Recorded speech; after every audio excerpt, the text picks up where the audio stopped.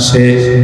ওই লোকটা উত্তর দেয়, আমি একজন ইহুদি, আমি জীবনে কোনোদিন এত সুন্দর নূরানী চেহারার পয়গম্বর আমার জীবনে দেখি নাই। তার চেহারা সাক্ষী দেয় ও জীবনে আমার টাকা মাইরা খাবে না। আল্লাহু আকবার। নবীর উম্মত আমরা কই তো, নবীর উম্মত আগে প্রমাণ করেন। আপনার লেনদেন ঠিক নাই, আপনি কিসের উম্মত? ঠিক। আপনার লেনদেন ঠিক নাই, আপনি কিসের উম্মত? নবীর আশেক তো পরে, আগে উম্মত প্রমাণ করেন। দোকান বাকি দেয় না, টাকা লেনদেন হয়, বছরের পর বছর ঘুরায়। আল্লাহ আপনারা ঘুরাইব, চিন্তা করেন না। আপনার জিহুদ দিয়ে হইলে আল্লাহ আপনারা ঘুরাইব, জায়গায় জায়গায় ঘুরাইব। আপনারা লেনদেন ঠিক রাখবেন, লেনদেন ঠিক রাখবেন। সব জায়গায় বলি, হযরত ওমর রাদিয়াল্লাহু তাআলা আনহু তিনি বললেন, যার লেনদেন ঠিক নয় সে ভালো মানুষ নয়। সে যত নামাজি হোক, যার লেনদেন ঠিক নয় সে ভালো মানুষ নয়। বাজাতে মাছ বাইকা নিয়ে খায়, চাল বাইকা নিয়ে খায়, ডিম বাইকা নিয়ে খায়। যদি কয় সামনে সপ্তাহ দেবো, 3 মাস পাবি যাবে। একদিন দুদিন ডিফারেন্স হতে পারে, এরপরে তো বাকি খাইতে খাইতে টাকা জমে গেলে লাগা এই দোকানদারের ফাঁসে দিয়ে আর যায় না। কথা কয় না, কথা কয় না। আর খেতে জমিনে যারা কাম করে এরা তেল দিতেই চায় না। জারি মারে গেছি কেন টিহা লইয়া। কেউ জীবনে কইতার আমার বাপ চাচা টিহা মাইরে খাইছে, আপনি কইবেন বাইরে তোর বাপ চাচা মাইরে খাইছে না, তোরে দিয়ে বিশ্বাস নাই। কথা কর ঠিকই না? ঠিক আছে, তোর বাপ চাচা বালা, কিন্তু বর্তমান জমানা বালা। কথা কর ঠিকই না? তো একটা কথা মনে পড়ছে, কয়দিন আগে একটা লোক আমার কাছে টাকা ধার চাইছে। আমি বলছি টাকা আছে, কিন্তু আমি টাকা এখন ধার দিই না। আমার 2 দিকে বাড়ির কাজ চলতেছে, একটা মাদ্রাসার করার চিন্তাধারা আছে ঢাকাতে। আমি ভাই টাকা আছে, টাকা দিব না। পরে বললাম আর কি, দেখেন কারে কখন কাজ লাগে বলা যায় না। আপনি আমার তো আরো 2 বার টাকা নিয়েছেন, কিন্তু ফেরত দেন নাই। এই পর্যন্ত আজকে 9 বছর হয়েছে, ফেরত দেন নাই। সুতরাং এখন যে মাইনকার সিপাই পড়ছেন, যদি লেনদেনটা ঠিক রাখতেন এখন আমার তো লাখ টাকা পাইতেন। কথা কয় না? লেনদেন ঠিক রাখলে আপনি লাখ টাকা দিতে পারবেন, মন চাইব। অন দেখছেন নি 9 বছর আগে নিছিল, আমার তো মনে আছে। এর তো মন নাই, আমার কিন্তু মনে আছে। আমার তো মনে আছে চান্দু, তুমি তো মাইনকার সিপাই যে পড়তা না এমন না, পড়বা। এই জন্য নবী বলছেন লেনদেন ঠিক রাখলে বিপদে আপদে তুমি তার কাছ থেকে টাকা ধার পাইবা। এই লেনদেন ঠিক রাখা না দেখে ওই সুদের হাদিয়া দা বাস। টাকা ধার নিতে হলে তেল মজা সাইডে ধার দিবি নি আওলাদ। সুদের টাকা মাসে মাসে ক্লিয়ার। সুতরাং এইগুলি কখন করবে না, নিজের বিপদ নিজে ডেকে আনতেছে। আল্লাহ তো বলছেন ইন্নাল্লাহা লা ইয়াযলিমুন নাসা শাইআন ওয়ালাকিন্নান নাসা আনফুসাহুম ইয়াযলিমুন। আল্লাহ আমি কোন বান্দা বান্দার উপর জুলুম করে, ও নিজের কর্মের দ্বারা নিজের উপর জুলুম করে। যদি সে লেনদেন ঠিক রাখতো আমার আরো টাকা পাইতো। সুতরাং তখন অনেকে ওয়াজ করে করজে হাসানা তো দামি সওয়াব, দামি সওয়াব লেগে যে বেটা ডায়াবেটিস আর কাছার বাইরে তাহে ঠেহাদার দিয়া এর চেয়ে বালা মসজিদ মাদ্রাসায় দান করে দিবেন, ফকিরে দিয়া লাইবেন। এটা বালা, এটা বালা কাম। হেরে তো ঠেয়া দাঁত দিয়ে তো আমরা টেনশনে রুগী হয়ে গেছেন, মানসিক রুগী। হেরে দিয়ে লাভ হতো না তো, কারণ হ্যাঁ তো মিথ্যাবাদী ওয়াদা খালাপ করে, হের দোয়া আমার কাজও লাগতো না। ওই মসজিদ মাদ্রাসা ইয়াতিম খানায় দিলে, ফকিরারে দিলে কাম লাগতো। কথা কয় না, কথা কয় না? হ্যাঁ, টাকা ধার দেওয়ার পদ্ধতি আছে। 2 পক্ষের 2টা স্টাম্প রাখবেন। কয় মাস পরে টাকা ফেরত দিবা, 3 মাস লেখো। এইটা হাইকোর্টে দিলে মামলা হইব, মামলা হলে তার বিটার জায়গা বেচে হলো টাকা দেওয়ার লাগবে। এমনি হইলে টাকা ধার দিবে। হ্যাঁ, কারণ কি তার জান্নাতে যাওয়ার আশা নাই, এর লেগে হ্যাঁ ইচ্ছা করে জান্নাতে মজা তোর রাজি। এই জন্য আব্বাজিরা নামাজ যেমন কম বেশি করলে মানে হিসাব দেওয়া লাগবো। লেনদেনের ব্যাপারেও যদি আপনি ওয়াদা খেলাপ করেন তো আপনি মুনাফেক। ওয়াদা খেলাপ করলেন কেন? সাবধান, এই কাজগুলি করবেন না। ব্যবসা করছেন, লেনদেন করছেন, ঠিক আছে কম বেশি, হ্যাঁ, কিন্তু টাকা যা নিছেন তা এমনি যদি বাইরে বাইরে দিয়া লাইটা আলাদা নে, ওইটা খাইছি ওইটা দিয়া লাইছি, হ্যাঁ ওটা দিলে তুই ঘুরাইবেন, হবে না। কিন্তু আমার নবীর লেনদেন দেখেন, নবী হিজরত কইরা মক্কা থেকে মদিনায় যাইব, আলীর এই বিছানায় রাখতে গেছে, দরকার ছিল না, দরকার ছিল না। নবী আমার রেখে বলে, আলী রে আমার চাদর মুবারক মোড়া দিয়া তুই শুয়ে থাকবি রে আলী। আমি পারতাম তোরে আমি সাথে করিয়া মক্কা থেকে মদিনায় নিতে, কিন্তু আলী রে এই টাকা পয়সা গুলি নে রে আলী, মক্কার অনেক কাফের বেঈমানের আমার কাছে টাকা গুনে আমানত রেখেছে, এই টাকা আমি খরচ করতে পারি না। এই টাকা গুনি কাফেররা যদি আসে রে আলী, টাকা গুনি ফেরত দিয়া দিও, টাকা গুনি ফেরত দিয়া দিও। আর হিজরতের পরে মদিনায় তোমার সাথে আমার দেখা হয়ে যাবে। এটার হাকিকতটা কি দেখেন, একটু পরে আসতেছে। হযরত আলী রাদিয়াল্লাহু তাআলা তিনি বলেন, পয়গম্বর কেমনে আপনি যাইবেন মদিনায়, চতুর্দিকে কাফির বেঈমানেরা তলোয়ার লইয়া দাঁড়ায় আছে, আপনারে হত্যা করবে। নবী বললেন, জিব্রাইল আসিয়া আমার দোয়া শিখায়া দিয়া গেছে। সুবহানাল্লাহ। ওয়াজআলনা মিন বাইনি আইদিহিম সাদ্দাও ওয়া মিন খালফিহিম সাদ্দা ফাআগশাইনাহুম ফাহুম লা ইউবসিরুন। আরেকটা দোয়া আছে, وقل رب ادخلني مدخل صدق واخرجني مخرج صدق واجعل لي من لدنك سلطانا نصيرا।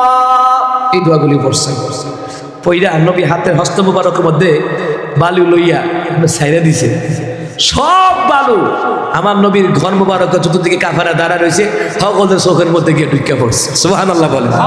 তো যখন গিয়ে ঢুকছে বলে চোখ কষাল, এই কিতারে কিতারে, এই দেখ দেখ দেখ, এ দেখো আমি তো কিতা দেখাম, আর চোখ পড়ে রয়েছে, তুই দেখ, সকলের চোখ হইতে বালু ঢুকছে, হ্যাঁ আমার চোখ পড়তো, তুই দেখ, এ দেখো আরে আমি চোখের জ্বালাই মরি, তুই আমারে দেখ। ভাই আমিও চোখে দেখি এইদিকে, হ্যাঁ এই দিক দিয়া সাথে সাথে আমার পয়গম্বর আরবি মক্কা থেকে আমার আবু বকর রাদিয়াল্লাহু তাআলা বাড়িতে গেলেন। ওখান থেকে এটা লম্বা ঘটনা, হিজরতের ঘটনা, লম্বা ঘটনা ওইটা। তো ওইদিকে যাচ্ছি না, বোঝাবার জন্য বলছি।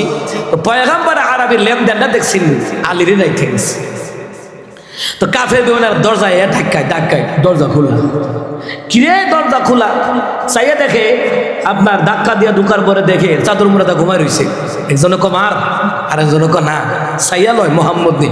আরে সাউনের সময় আছে বেড়া, মার। দেখো না, চাইয়া লই, চাইয়া দে হযরত আলী রাদিয়াল্লাহু তাআলা ঘুমাই রয়েছে, কোনো খবর নাই।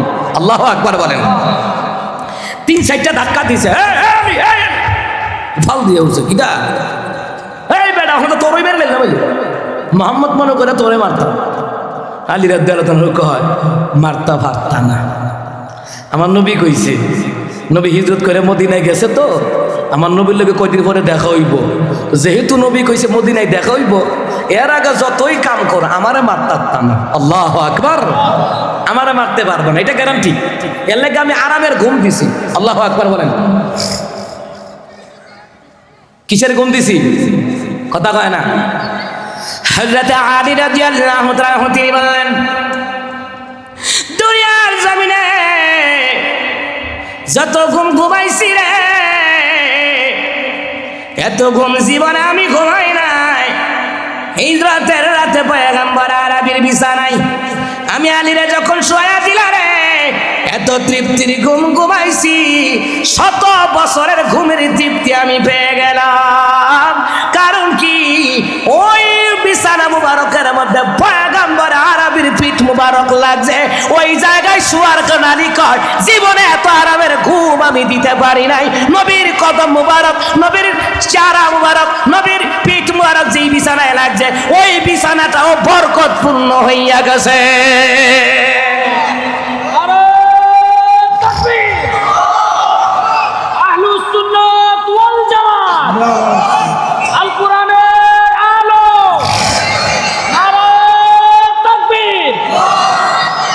দেখছেন নি কারাবারটা, হযরত আলী রাদিয়াল্লাহু তাআলা আনহু তিনি বললেন আমার কাছে গচ্ছিত টাকাগুলি রেখে গেলেন। পরের দিন সবাই বলল যে মোহাম্মদ কোথায় চলে গেল। সবাই বলে হায় হায়, মোহাম্মদের কাছে যে আমাদের টাকা জমা আছে।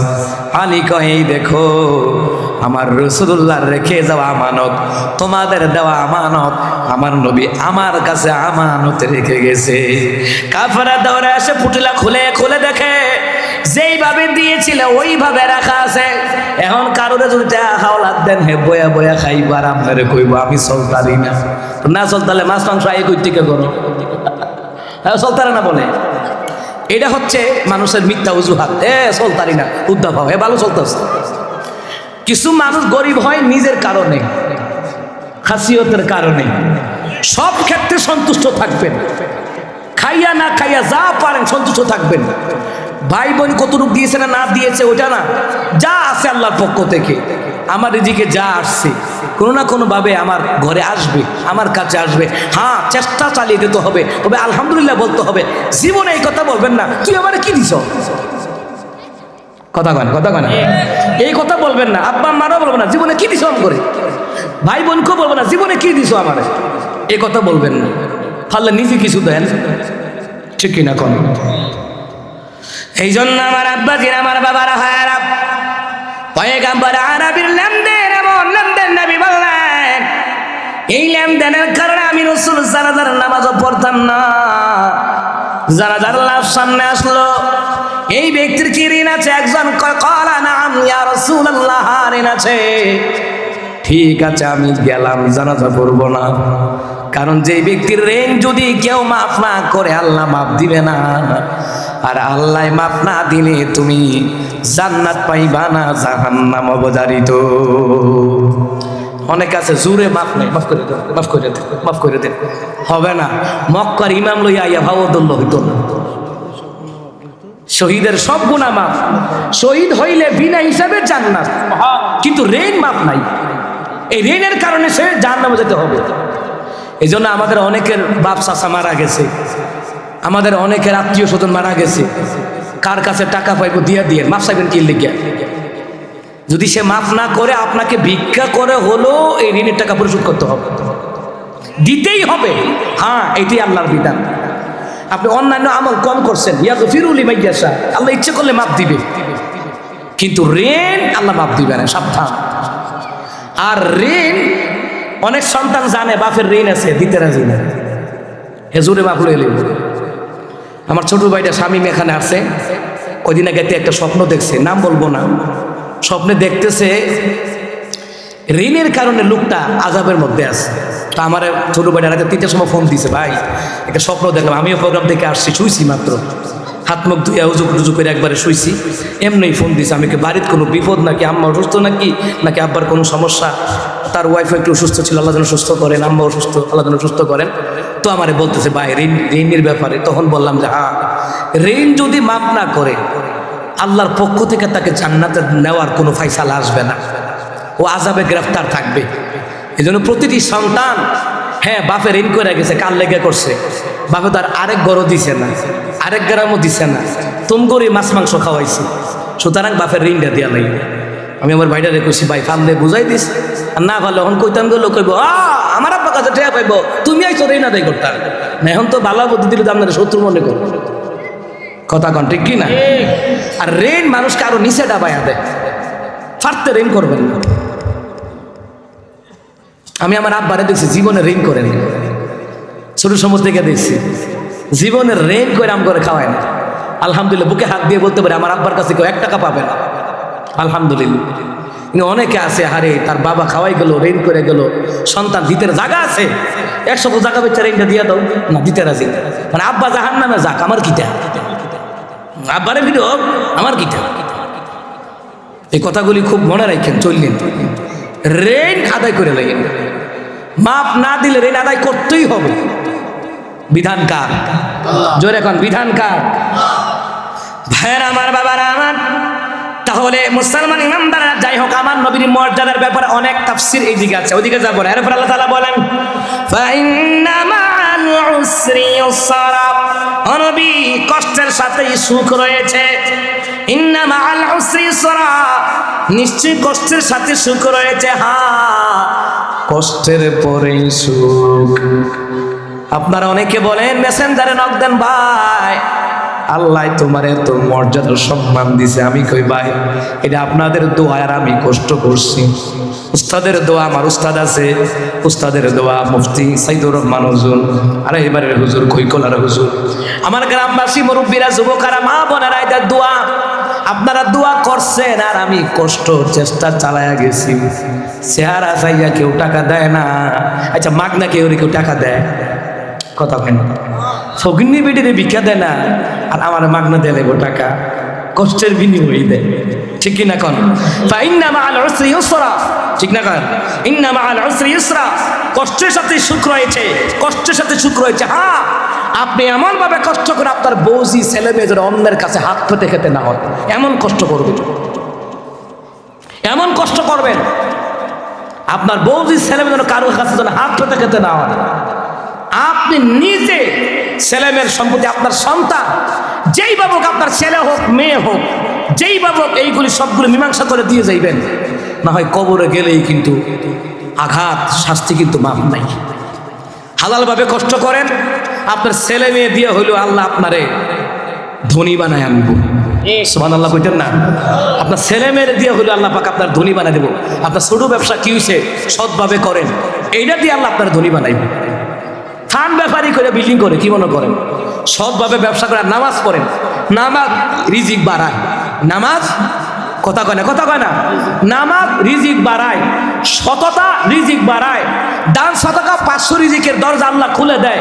আপনি ধনী হবেন না কে বলেছে? হ্যাঁ, আপনাকে আল্লাহ ধনী বানায়া দেবে। সৎভাবে প্রচেষ্টা চালিয়ে যান। মারহাবা কোন।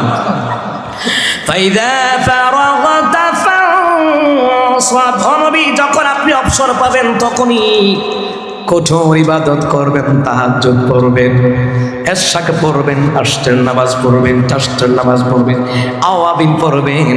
যখন অবসর পাবেন তখন কঠোর পরিশ্রম করবেন, কঠোরভাবে ইবাদত করবেন। তাফসীর ইবনে কাসিরের মধ্যে লেখে ওই ইবাদতের নাম হলো তাহাজ্জুদের নামাজ। সুবহানাল্লাহ বলেন। তাহাজ্জুদের নামাজটা কষ্ট না, কষ্ট না, কষ্ট না, অনেক কষ্ট। কি আরামে উঠতে মন চায়, এই কষ্ট করে উঠলেন, এটার মধ্যে সফলতা আছে। সুবহানাল্লাহ বলতেন না? এরপরে ওয়াইলা রাব্বিকা ফারগাব, তোমার রবের প্রতি আকৃষ্ট হও, ইবাদত করিয়া, নামাজ পড়িয়া, কোরআন তেলাওয়াত করিয়া তুমি তোমার রবের প্রতি, আপনি আপনার রবের প্রতি আকৃষ্ট হন, মন দিল লাগাইয়া ইবাদত করেন। সুবহানাল্লাহ বলেন। আমার বন্ধুরা, আমার বাবারা, যাই হোক ও মুসলমান ইমানদারেরা, তাহলে যেই সূরার উপরে আমি আলোচনা করলাম, 94 নম্বর সূরা আত-তায়াতুর উপরে যে কথা বললাম, এই কথাগুলোর উপর আল্লাহ যেন আমাকে আপনাদেরকে যেন আমলি বানায় দেন। জোরে কোন আমিন। যাক, নির্বাচনের তো গরম হাওয়া লাগিয়ে উঠছে, ঠিক না? কথা কয় না, কথা কয় না। এটা নির্বাচন চলতেছে, সবার গায়ে একটু গরমের একটা হাওয়া আছে, সারাদিন মিছিল টিছিল কইরা, ঠিক না? খুবই ক্লান্ত সবাই, 12 তারিখ পর্যন্ত ক্লান্ত। এরপরে দেখবেন নেতারও খুঁজা পাইতেন না, আর আপনারও পাওয়া যাইতো না। আগের মতো মাডো গাডো থাকবেন, গাড়ি ঘোড়া থাকবেন, বাজারও ব্যবসা করবেন, এই ঠিক কিনা কন? তো যাই হোক, আজকে নির্বাচনে অনেক প্রচার প্রসারণা গেছে। আমার আগের এই কথা, কারো প্রতি কোনো হিংসা বিদ্বেষ নয়। মনে থাকবে ইনশাল্লাহ, ইনশাল্লাহ মনে থাকবে। আল্লাহ তাআলা কবুল করুক, আমিন। ন্যায় ইনসাফ মানুষকে, ন্যায় ইনসাফ ভিত্তিক মানুষকে তাদেরকে নির্বাচিত করবেন। আমাদের তাহির সাহেবও দাঁড়াইছে হবিগঞ্জ থেকে। হ্যাঁ দাঁড়ান, কারণ আলেমরা দাঁড়ালে মদ গাঁজা ইয়াবার লাইসেন্স দিত না, ঠিক না? একটা পরিবর্তন আসবে। হ্যাঁ, তার প্রতি আমাদের দ্বিমত থাকতে পারে, কিন্তু এই ক্ষেত্রে আমাদের কোনো দ্বিমত নাই। হ্যাঁ, আলেমরা যাক, আলেমরা সংসদে যাক। মারহাবা কইতেন না? লিল্লাহে তাকবীর। আমার উস্তাদ জি আসতেছে, আল্লামা মুফতি সাইদুর রহমান হুজুরের আগমন। লিল্লাহে তাকবীর। আমার গ্রামবাসীর পক্ষ থেকে নারায়ে তাকবীর। আমার গ্রামবাসীর পক্ষ থেকে, হাসিনা কলবাবাসীর পক্ষ থেকে লিল্লাহে তাকবীর, নারায়ে তাকবীর। আল্লামা মুফতি সাইদুর রহমান হুজুরের আগমন। উস্তাদুল আসাতিজা, উস্তাদুল উলামা আল্লামা মুফতি সাইদুর রহমান হুজুরের আগমন। আল্লাহ কবুল করুক, আমিন। ঠিক আছে ইনশাআল্লাহ। আল্লাহ অনেকক্ষণ বেঁচে গেছে গা। উস্তাদ এখানে এসে পড়েন। তো ঠিক আছে, না আমি ছেড়ে দিই, আপনি চলে আসেন। আমার উস্তাদ আব্দুল জব্বার হুজুর, তিনিও কিন্তু আমার উস্তাদ, আলহামদুলিল্লাহ পড়েন, আমাকে অনেক স্নেহ করেন। এই উস্তাদ এক এলাকায় 120 বছর না কয় বছর ধরে গান হইতো। আমার উস্তাদে কয়, মিয়াজি তুমি আইও, এই গান যদি তোমার উসিলায় বন্ধ হয় জিহাদের সওয়াব পাইবা। আলহামদুলিল্লাহ গেছি, আলহামদুলিল্লাহ, আল্লাহ তাদেরকেও কবুল করে। আমার উস্তাদ কিন্তু অসুস্থ, আল্লাহ তাআলা হুজুরকে যেন সুস্থতার শেফে আযালা সিহাতে কুল্লা দান করেন। আমার জব্বার হুজুর, আমার গ্রামবাসী, এলাকাবাসী সবাইকে যেন আল্লাহ হেফাজত করেন, বলেন আমিন। আমাদের জয়নাল আবদিন দাদা পিসাব হুজুর দুনিয়াতে নাই, আমাদের 2 জন দাদি মারা গেছে এই কয়দিনে, আব্দুল কাকার আম্মা, তারপরে হচ্ছে আমাদের জয়নাল আবদিন দাদার স্ত্রী দুনিয়া থেকে বিদায় হয়ে গেছেন। আমাদের গ্রামের অনেকেই, ওই যে আল আমিন যে মারা গেল কয়দিন আগে, মারা গেছে না দক্ষিণ পাড়ার আল আমিন, আল্লাহ অনেকেই চলে গেছেন আমাদের গ্রামবাসী। আল্লাহ যেন তাদেরকে ক্ষমা করে মাফ করে দেন, জান্নাতের উচ্চ মাকামের দরজা নসিব করে দেন, পড়েন আমিন। সুবহান রাব্বিকা রাব্বিল ইজ্জাতি আম্মা ইয়াসিফুন ওয়া সালামুন আলাল মুরসালিন ওয়ালহামদুলিল্লাহি রাব্বিল আলামিন। আসসালামু আলাইকুম ওয়া রাহমাতুল্লাহি ওয়া বারাকাতুহু।